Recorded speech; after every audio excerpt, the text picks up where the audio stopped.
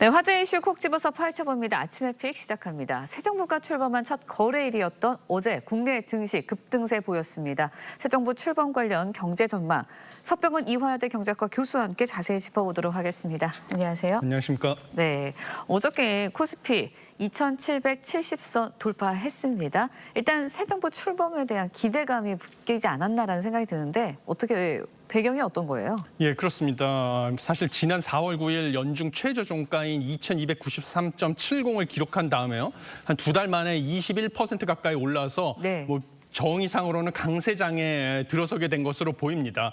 그런데 어제 이렇게 급등한 이유는 새 정부가 추진할 앞으로 증시 부양책, 그다음에 추경 편성으로 인한 경기 부양책 이런 것들에 대한 기대감이 복합적으로 작용한 결과로 보이고요.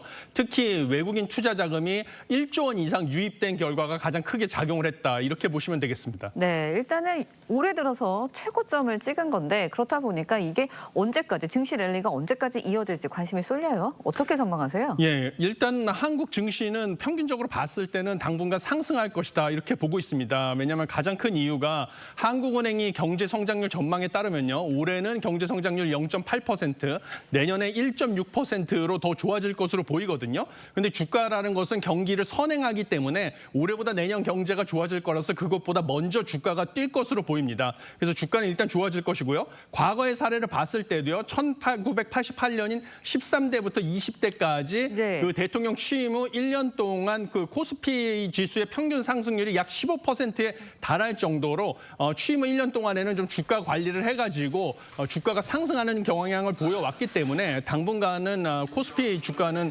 평균적으로 상승할 것이다 이렇게 보고 있습니다. 네, 주식시장에 훈풍이 불 거다라는 예상해 주셨는데 그렇다면 그러니까 주의해야 될 점들도 좀 있을 것 같아요. 어떤 점이 있을까요?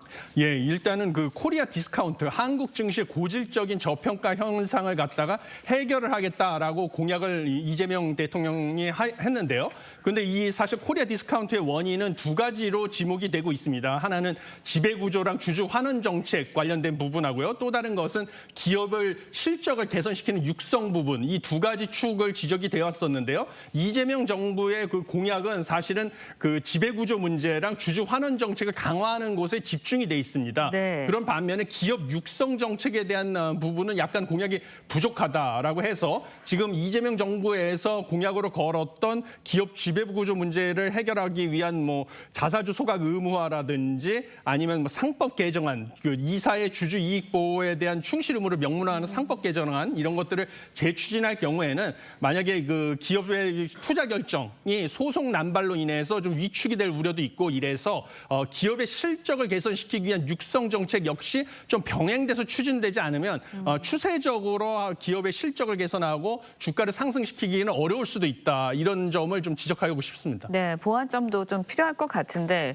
단도직입적으로 여쭤볼게요. 이재명 대통령 코스피 5천 시대 이야기를 했었거든요. 코스피 5천 시대 현실 가능성 있나요? 예, 이런 말씀 드리긴 좀 그런데요. 5천 시대는 사실 목표로 제시를 한 것으로 보고 있습니다. 네. 그런데 현실적으로 5천을 달성하기는 쉽지 않을 것으로 저는 보고 있습니다. 왜냐하면 그 근거는 한국 경제 기초 체력이라고 할 수 있는 잠재 성장률에서 볼 수가 있는데요. 한국은행의 추정에 따르면 현재 우리의 잠재 성장률은 2%인데 이재명 대통령 임기 말인 2030년 초에는 인구 구조 변화로 인해서 1.3%로 절반 수준으로 하락할 것으로 예상이 됩니다. 한국 경제 기초 체력이 이렇게 떨어지고 있는데 주가만 오히려 지금 2,770에서 5,000으로 2배 가까이 뛰기는 불가능하거든요. 그래서 이재명 정부에서 물론 그 지지 세력인 4050 세대의 약 4050 세대가 개미 투자자 1,400만 명의 절반 가까이를 차지하고 있기 때문에 주가 관리를 소홀히 할 수는 없지만요. 사실 이렇게 기초 체력이 떨어지는 상황에서 한국 경제에 주가만 5천까지 뛰는 것은 현실적으로 어렵다. 그렇지만 주가 관리는 노력을 할 것이다. 이렇게 보고 있습니다. 네, 알겠습니다. 이번에는요, 체코 신규 원전 관련 이야기 해보도록 하겠습니다. 일단 우여곡절 많았는데 체코 신규 원전 건설 사업 최종적으로는 확정이 됐어요? 예, 그나마 다행이다라고 보고 있습니다. 사실 이번에 그 원전 건설 사업 같은 경우는요, 16년 만에 해외 원전 수출이자 첫 유럽 수출이라는 것으로 상당히 큰 의미를 예. 가지고 있는데요.